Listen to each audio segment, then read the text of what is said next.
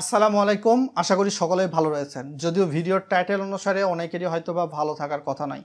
10টি দেউলিয়া হওয়াকৃত ব্যাংকের তালিকা বর্তমানে কিন্তু সোশ্যাল মিডিয়ায় অনেক বেশি ঘুরফির করতেছে এবং এই যে তালিকাগুলো প্রণয়ন করা হচ্ছে বা যারা হয়তোবা আপনাদেরকে স্ক্রিনশট দিচ্ছে সেখানে দেখবেন যে হচ্ছে নিরাপত্তা সঞ্চিতি কোনো ব্যাংকের সংরক্ষণে ব্যর্থ হচ্ছে, কোনো ব্যাংকের মূলধনে ঘাটতি, আবার কোনো ব্যাংকের প্রবেশন ঘাটতি।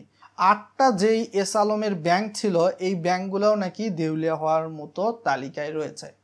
তো যারা হয়তোবা মূলধন কেন ঘাটতি হয়, মূলধন কেন রাখতে হয়, নিরাপত্তা সঞ্চিতি কেন রাখতে হয়, ক্যাশ রিজার্ভ রেশিও, এসএলআর এগুলা কি, যারা এই বিষয় সম্পর্কে জানে না তারা এখন হচ্ছে এই সোশ্যাল মিডিয়ায় এই বিভিন্ন নিউজ পোর্টালের যে নিউজগুলো রয়েছে এই নিউজ পোর্টালের নিউজগুলোকে মিসলিডিংভাবে ইউজ করতেছে। এমনকি ইউটিউব ফেসবুকে কিছু ভিডিও পাবেন যেখানে সরাসরি বলা হচ্ছে যে এই 10টা ব্যাংক দেউলিয়া হওয়ার তালিকায়, ওই 10টা ব্যাংক দেউলিয়া হওয়ার তালিকায়।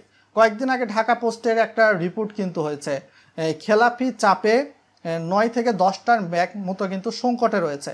তো যেই ব্যাংকগুলোর মধ্যে হয়তো বা কিছু সরকারি ব্যাংক, কিছু বেসরকারি ব্যাংক রয়েছে, স্ক্রিনে আমি দেখা দিচ্ছি, আমি এখানে নাম নিতে চাচ্ছি না ব্যাংকগুলার, যেখানে বাংলাদেশ ব্যাংকের গভর্নর বলেছে যে 10টি ব্যাংক দেউলিয়া হওয়ার পথে, কিন্তু 10টি ব্যাংকের নামের তালিকা প্রকাশ করে নাই। এখন কিছু পাবলিক ফেসবুক ইউটিউবে ভিডিও বানিয়ে বা বিভিন্ন স্ক্রিনশট নিয়ে বোঝানোর চেষ্টা করতেছে যে এই 10টা ব্যাংকের প্রবলেম, এই 10টা ব্যাংকই দেউলিয়া হওয়ার তালিকায় আছে।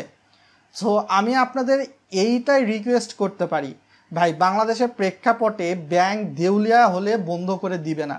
যেখানে গভর্নমেন্টের পক্ষ থেকে বলা হচ্ছে যে ব্যাংকগুলোকে যথাযথভাবে মার্জ করে গ্রাহকদের স্বার্থ সংরক্ষণ করা হবে। কারো অ্যাকাউন্টে 5 লাখ, 10 লাখ বা 50 লাখ, 1 কোটি টাকা থাকলেও মার্জ করার ফলশ্রুতিতে গ্রাহক ওই পরিমাণ টাকাই পাবে। সেখানে কিছু অবুঝ শ্রেণীর প্রাণী এই কিন্তু গুজবগুলো ছড়াচ্ছে। এমনকি আপনি ইউটিউবে কিছু ভিডিও দেখতে পারবেন যারা বোঝানোর মূলধন কি, প্রভিশন কি, সিএলআর, এসএলআর কি। আপনারা যদি ব্যাংকিং বিষয়ে যথাযথ ইনফরমেশান জানতে চান আপনি ইউটিউবে বেশ কিছু চ্যানেল ফলো করতে পারেন।